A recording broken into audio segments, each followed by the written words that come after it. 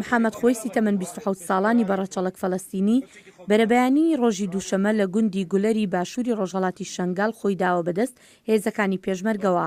ئەو چەندین بەڵگەنامەی پێگیرا و هەروەها جگە لە 3 تەلەفۆنی پێشکەوت و دۆلاری ئەمریکایی و پارەی تورکی و عێراقیشی پێبووە. گوتەبێژی وەزارەتی دەرەوە دەڵێت ئاگاداری ئەو راپۆرتە هەواڵیانن و لێکۆڵینەوە دەکەن. ئەوەی کە ئێستا دەتوانم پێتان بڵێم ئەوەیە ئێمە لە نزیکەوە کار لەگەڵ دەسەڵاتدارانی کورددا دەکەین بۆ ئەوەی زانیاری زیاترمان لەو بارەیەوە دەست بکەوێت تا ئەو راپۆرتانە پشتڕاست بکەینەوە. هەر لە پاش بڵاوبوونەوەی هەواڵەکە دەنگی ئەمریکا خۆی گەیاندە ماڵی محەممەد خۆیست تا زانیاری زیاتر لە کەسوکاری وەربگرێت.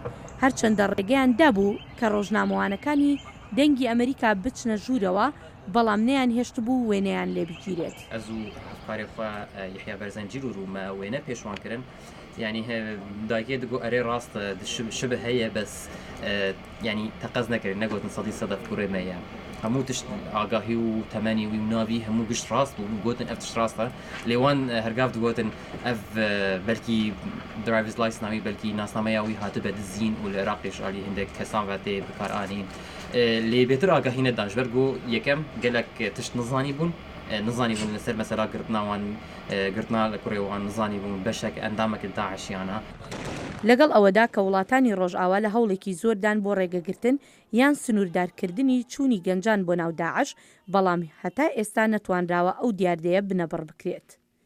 هێرۆ زەنگەنە دەنگی ئەمریکا.